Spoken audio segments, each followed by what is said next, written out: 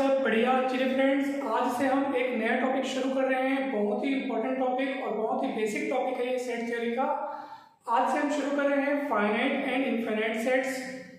इसमें हम countable sets, uncountable sets, ये सब क्या होते हैं इनको बहुत ही डिटेल में विस्तार से डेफिनेशन के साथ साथ इनके जितने भी थ्योरम्स हैं, एग्जाम्पल्स हैं, उन सभी पर हम विस्तार से चर्चा करेंगे। बहुत ही बढ़िया तरीके से आपको हर एक टॉपिक क्लियर हो जाएगा। तो दोस्तों, आज के इस वीडियो में हम पढ़ने जा रहे हैं फाइनाइट एंड इनफाइनाइट सेट, यानी कि परिमित एवं अपरिमित समुच्चय।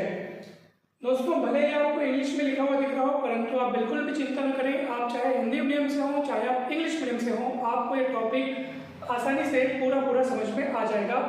समझाते समय हिंदी और इंग्लिश दोनों भाषाओं का ध्यान रखा जाएगा। अगर आप चैनल पर नए हैं तो जरूर सब्सक्राइब कर लीजिए। ये चैनल आपको 11th-12th के साथ साथ ग्रेजुएशन के सारे सेमेस्टर्स में तो काम आएगा ही आएगा, साथ ही साथ आगे के कॉम्पिटिटिव एग्जाम्स में भी आपको इस चैनल से बहुत मदद मिलेगी। तो जरूर सब्सक्राइब कर लीजिए। तो चलिए अब हम शुरू करते हैं आज का ये टॉपिक। सबसे पहले हम समझते हैं फाइनाइट सेट अर्थात परिमित समुच्चय। नाम से ही इसकी परिभाषा दोस्तों, परिमित समुच्चय यानी कि ऐसा समुच्चय जिसमें अवयवों की संख्या परिमित हो, है ना भाई। फाइनाइट सेट मतलब ऐसा सेट जिसमें फाइनाइट नंबर ऑफ एलिमेंट्स हो। फाइनाइट मतलब परिमित, एक निश्चित संख्या में अवयव हो, यानी जिसको आप ऐसे मतलब ऐसा समुच्चय जिसके अवयवों को आप गिन सकते हो, उनकी गिनती कर सकते हो। तो ऐसे समुच्चय को, ऐसे सेट को हम कहते हैं finite set. A set having finite number of elements is called finite set, यानी कि फाइनाइट नंबर ऑफ एलिमेंट्स रखता हुआ कोई सेट फाइनाइट सेट कहलाता है। ठीक है, जैसे आप एग्जांपल के तौर पे देख सकते हैं, हमने यहाँ पे सेट लिया हुआ है, set S is equals to, अब देख पा रहे हैं यहाँ पे आप 4 एलिमेंट्स है, 1 2 3 4।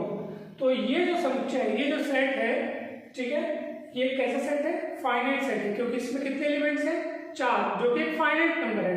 4 मतलब पता चल रहा है, हाँ 4 मतलब आप उसको गिन पा रहे हो, निश्चित संख्या अपने को मालूम हो रही है यहाँ पे, तो इसलिए ये एक फाइनाइट सेट है। ठीक है, अब चलिए हम देखते हैं इनफाइनाइट सेट। इनफाइनाइट सेट मतलब अपरिमित समुच्चय। नाम में ही परिभाषा है, ऐसा समुच्चय यानी ऐसा सेट जिसमें इनफाइनाइट नंबर ऑफ एलिमेंट्स हों, अपरिमित संख्या में अवयव हों। तो ऐसी स्थिति में हम उस सेट को कहेंगे इनफाइनाइट सेट। तो ये तो हुआ एक डेफिनेशन। इनफाइनाइट सेट को हम सरल रूप में परिभाषित करने के लिए, यानी सरल रूप में हम इस तरह से परिभाषित कर सकते हैं कि भाई कोई समुच्चय जिसमें अनंत संख्या में अवयव हों, अनंत मात्रा में अवयव हों, इनफाइनाइट नंबर ऑफ एलिमेंट्स अगर हों किसी सेट में, तो वो इनफाइनाइट सेट कहलाएगा। ठीक है, तो ये एक तो ये तरीका होगा। और देखो हम और किस तरीके से उसको हम समझा सकते हैं।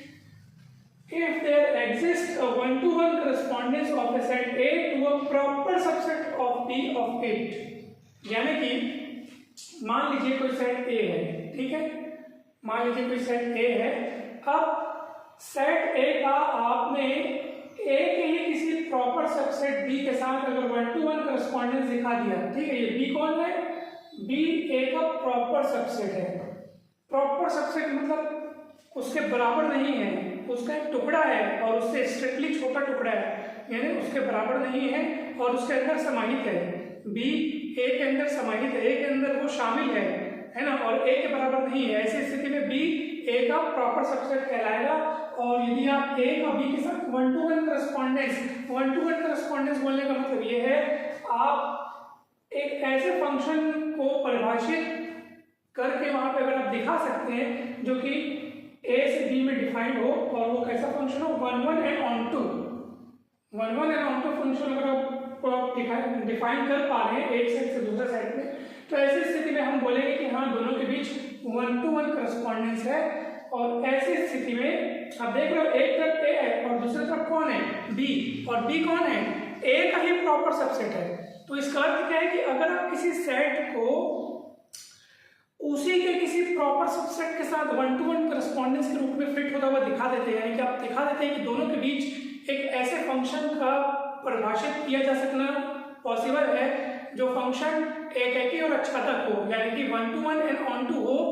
तो ऐसी स्थिति हम कहेंगे कि हाँ वो सेट ए जो है वो क्या है, इनफिनाइट सेट है। मतलब आप खुद सोचिए, आप किसी सेट को एक ऐसे सेट के साथ वन टू वन करस्पॉन्डेंस मतलब कि आप समझ जाइए, वन टू वन यानी कि हर एक एलिमेंट के लिए वहाँ एक एलिमेंट आपको मिलना चाहिए, यूनिक एलिमेंट आपको मिलना चाहिए, यानी जितने एलिमेंट्स इतने उतने एलिमेंट्स वहाँ मिलना चाहिए। और ये भाई सीधी सी बात, और वो उसका प्रॉपर सबसेट होना चाहिए। तो मन में एक प्रश्न उठता है कि सर प्रॉपर सबसेट भी हो और वन टू वन करस्पॉन्डेंस भी रखता हो, तो भाई ऐसा तो सिर्फ तभी हो सकता है जब उस समुच्चय में अवयवों की संख्या अनंत हो, क्योंकि अनंत संख्याओं वाले समुच्चय को ही आप उसके किसी प्रॉपर सबसेट के साथ वन टू वन करस्पॉन्डेंस रूप में दिखा सकते हैं। ये बातें आपको और अच्छे से क्लियर हो जाएंगी जब हम उदाहरणों को समझेंगे। तो आप चिंता न करें, बहुत ही बढ़िया तरीके से आपको समझ में आने वाला है। बस आप इस वीडियो को लास्ट तक जरूर देखिएगा, पूरा का पूरा कंसेप्ट क्लियर हो जाएगा, फिर आप कभी भी इस चीज को नहीं भूलेंगे। तो हमने वही लिखा है यहाँ पे कि इफ देयर एग्जिस्ट, यदि वहां अस्तित्व हो, किस बात का अस्तित्व हो, one to one correspondence of the set A to a proper subset of B, है ना भाई। तो then the set A is called infinite set and we say that A is cardinally equivalent to B। cardinally equivalent to B मतलब दोनों समगणनीय हैं, यानी दोनों की गणनीयता बराबर है, यानी कि दोनों की जो इन्यूमरेबिलिटी बोल सकते हैं, यानी दोनों की गणनीयता यानी कि दोनों की कार्डिनलिटी जो है वो इक्विवेलेंट है। A is cardinally equivalent, cardinally रूप से वो B के क्या है, इक्विवेलेंट है, ठीक है। और उसको हम इस चिन्ह से व्यक्त करते हैं, ठीक है। ये देखो A is cardinally equivalent to B, ऐसा हम इसको पढ़ेंगे। कहीं पर भी डाउट हो तो जरूर पूछेगा दोस्तों। अब हम एग्जांपल्स को बाकायदा प्रॉपर विस्तार से इसको हम समझेंगे, ठीक है। चलिए अब देखिए, पहला एग्जांपल क्या लिखा है, set of natural numbers n is an infinite set. Natural numbers का सेट इनफिनिट सेट है, क्योंकि आप देख सकते हैं नेचुरल नंबर्स मतलब पॉजिटिव इंटीजर्स 1 से शुरू होते हैं, 1 2 3 4, उसका फिर कोई अंत नहीं है, कोई समापन नहीं है। तो साफ साफ वो तो देखने से ही पता चल रहा है कि सर ये इनफिनिट सेट है, क्योंकि इसमें अवयवों की संख्या निश्चित नहीं है, परिमित नहीं है, क्योंकि गिनती का कोई अंत नहीं है। गिनती आप अरबों खरबों को बोलोगे तो उसके बाद और जारी रहती है गिनती, तो गिनती का कोई अंत नहीं। तो वो देखने से ही पता चल रहा है कि ये सेट इनफिनिट सेट है। परंतु जिस हिसाब से हमने डेफिनेशन लिखा है उसको फिट करते हुए हम इसको कैसे सिद्ध करेंगे कि n इनफिनिट सेट है, यानी set of natural numbers n एक अपरिमित समुच्चय है, इनफिनिट सेट है, ये हम कैसे सिद्ध करेंगे। तो ध्यान से देखिएगा, देखो set of natural numbers n की अगर अपन बात करें तो इसमें कौन होता है, देखो 1 2 3 4 और चलते जाते हैं ना भाई। तो ये इनफिनिट सेट सिद्ध करना है अपने को, है ना भाई। Set of natural numbers n है ये। अब देखिए हम क्या करते हैं, इसका एक प्रॉपर सबसेट लेते हैं, ठीक है, क्योंकि डेफिनेशन के हिसाब से मुझे इसको उसका पालन करते हुए उसमें लिखी हुई बात को यहाँ पे लागू अगर मैं वो करता हूँ, ऐसे दिखाना है कि लागू कर रहा है वो बात, यानी एक फंक्शन का अस्तित्व मुझे दिखाना है जो कि जिसकी मदद से हम वन टू वन करस्पॉन्डेंस बिठा सके, वन टू वन करस्पॉन्डेंस दिखा सके, किनके बीच, n और उसके किसी प्रॉपर सबसेट के बीच, तभी तो n को आप इनफिनिट सेट कह पाओगे ना भाई। तो चलिए हम एक प्रॉपर सबसेट लेते हैं E, यानी कि set of even natural numbers, ठीक है। इवन नेचुरल नंबर्स यानी कि सम प्राकृतिक संख्याएं अपन लेते हैं, तो 2 4 6 8, ठीक है। ये सम धन पूर्ण अंकों का समुच्चय है, इवन पॉजिटिव इंटीजर्स या इवन नेचुरल नंबर्स का ये कलेक्शन है। चलिए अब ध्यान से देखिएगा, हम एक फंक्शन डिफाइन करते हैं, ध्यान से देखिएगा, n से e में, ठीक है। एक फंक्शन डिफाइन कर रहे हैं, defined function by fn equal to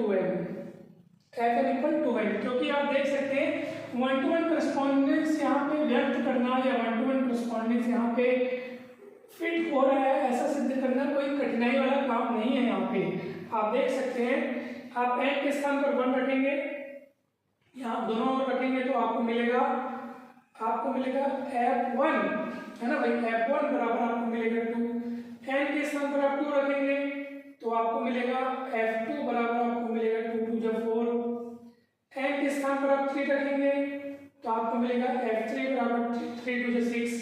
तो आप बोलोगे सर वैसे तो ये सिलसिला चलता जाएगा, जब तक चलाओगे तब तक चलेगा और ये चलता रहेगा, मतलब कि इसका कोई समापन नहीं है। यानी कि आपको हर एक नेचुरल नंबर के लिए इसमें उसका करस्पॉन्डिंग ना 1 के करस्पॉन्डिंग 2 मिला, 2 के करस्पॉन्डिंग 4 मिला, आप देख सकते हैं यहाँ पे 1 के करस्पॉन्डिंग 2, 2 के करस्पॉन्डिंग 4, 3 के करस्पॉन्डिंग 6 है ना भाई। इस तरीके से अपने को मिलती जा रही है। देखो ये देखो, तो जब तक इधर चलते जाओगे तब तक इधर चलते जाओगे, और इधर चलने का कोई छोर नहीं है, कोई किनारा नहीं है, तो इधर कभी किनारा नहीं मिलेगा। और आप देख लो ई जो है एन का प्रॉपर सबसेट है, आप देख लो बराबर नहीं है, उसके प्रॉपर सबसेट है, और ई यहाँ पे नॉन एम्प्टी है। ठीक है, यानी कि आपने क्या दिखाया कि साफ साफ पता चल रहा है सर कि एन के प्रत्येक अवयव के लिए, एन के हर एक एलिमेंट के लिए, हर एक एलिमेंट के लिए ई में एक यूनिक एलिमेंट मिल रहा है, मौजूद है। यहाँ 1 to 1 यहाँ पे 1 to 1 करस्पॉन्डेंस दिखा पा रहे हैं, एक के लिए एक, एक के लिए एक, इसके लिए ये, इसके लिए ये, 5 के लिए 10 और 6 के लिए 12, इस तरीके से आप ये आगे बढ़ते जा रहे हैं। यानी साफ साफ पता चल रहा है कि यहाँ एन और ई के बीच 1 to 1 करस्पॉन्डेंस परिभाषित हो पा रहा है। एग्जाम्पल के तौर पे हमने यहाँ पे देखा, इसको आप जारी रख सकते हैं, आगे जारी रख सकते हैं। और साथ ही साथ ई एन का प्रॉपर सबसेट है, ई एन का प्रॉपर सबसेट है। तो यहाँ पे पूरी की पूरी डेफिनेशन की जो बात है यहाँ फिट हो रही है कि भैया एन एक ऐसा सेट है जो अपने ही प्रॉपर सबसेट के साथ, आप देख लो क्या ये ई एन का प्रॉपर सबसेट नहीं है क्या? आप देख लो ये सारे एलिमेंट्स आपको यहाँ पे भी मिल जाएंगे, परंतु आप देख सकते हैं कि यहाँ पे बहुत सारे ऐसे अवयव हैं जो यहाँ नहीं है।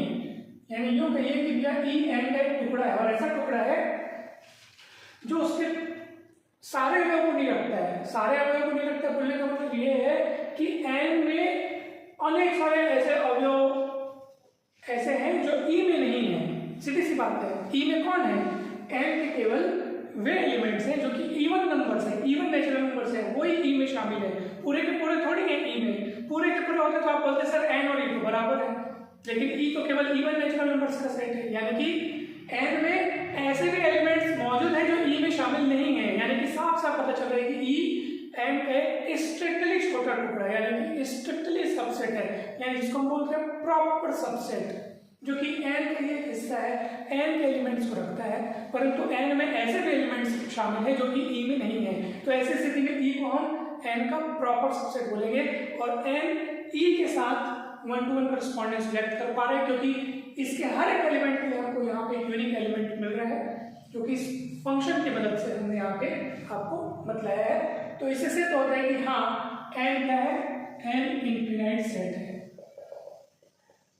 क्यों इनफिनाइट सेट है? क्योंकि वो अपने ही प्रॉपर सबसेट के साथ 1 to 1 करस्पॉन्डेंस रूप में फिट होता हुआ दिख रहा है। ठीक, तो इस तरह से आपको समझना है दोस्तों, बहुत ही सरल तरीके से बिल्कुल आपने ये समझाया, बिल्कुल कठिनाई वाली बात ही नहीं है यहाँ पे। अब सेट ऑफ इंटीजर्स जेड, ये भी इनफिनाइट सेट है। ये आपको होमवर्क है दोस्तों, आपको दिमाग लगाना है कि किस तरीके से हम मैपिंग डिफाइन करें कि हम जेड को उसी के प्रॉपर सबसेट के साथ, जेड के प्रॉपर सबसेट के साथ हम जेड का 1 to 1 करस्पॉन्डेंस दिखा सकें, तभी तो जेड इनफिनाइट सेट सिद्ध हो पाएगा ना। तो ये आपको सिद्ध करना है, आपको दिमाग लगाना है फंक्शन किस तरह से डिफाइन होना चाहिए। तीसरा आपको डिफाइन करना है, मतलब तीसरे में भी आपको एक ऐसा फंक्शन डिफाइन करना है। अच्छा, तीसरा सेट पहले देख लेते हैं क्या है। 1, 4, 9, 16, 25, मतलब साफ साफ पता चल रहा है कि नेचुरल नंबर्स का स्क्वायर करने से जो एलिमेंट्स बनते जाते हैं उसी का सेट है। देखो ये 1 का स्क्वायर है, 4 2 का स्क्वायर है, 9 3 का स्क्वायर है, 16 4 का स्क्वायर है, 25 5 का स्क्वायर है। मतलब नेचुरल नंबर्स के जो नेचुरल नंबर्स होते हैं, नेचुरल नंबर्स के सेट के जो एलिमेंट्स हैं उन्हीं का वर्ग करने पर ये तैयार हुआ है। अब आपको ये दिमाग लगाना है कि किस तरह से हम फंक्शन डिफाइन करें। ठीक है, ये साफ साफ चल रहा है कि नेचुरल नंबर्स का स्क्वायर है, उसी से मिलकर ये सेट बना है, ये 1 का वर्ग है, ये 2 का वर्ग है, 3 का वर्ग। तो दोस्तों आप n से s के बीच, यानी कि n से s आप एक मैपिंग डिफाइन कीजिए, उसको आप 1 to 1 दिखाइए। 1 to 1 करस्पॉन्डेंस जब फिट हो जाएगा, 1 to 1 करस्पॉन्डेंस जब आप वहां पे दिखा देंगे तब आप देख सकते हैं, और हमने n को इनफिनिट से प्रूफ कर लिया है। n क्या है? इनफिनिट सेट है, और ये उसी के इक्विवेलेंट है, कार्डिनली इक्विवेलेंट टू s, मतलब s क्या हो जाएगा? वो भी क्या हो जाएगा? इनफिनिट हो जाएगा।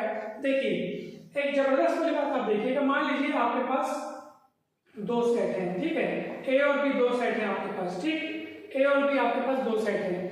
अब आपने दोनों में आपने 1 to 1 करस्पॉन्डेंस डिफाइन करते हुए दिखा दिया। आपने ये व्यक्त कर दिया, आपने ये मैपिंग डिफाइन कर दिया जो दोनों फंक्शन में वन टू वन करस्पॉन्डेंस को डिफाइन कर रहे हैं कि one one and onto mapping आपने एक सेट से दूसरे सेट में डिफाइन कर दिया और अब इसमें आप सफल हो गए।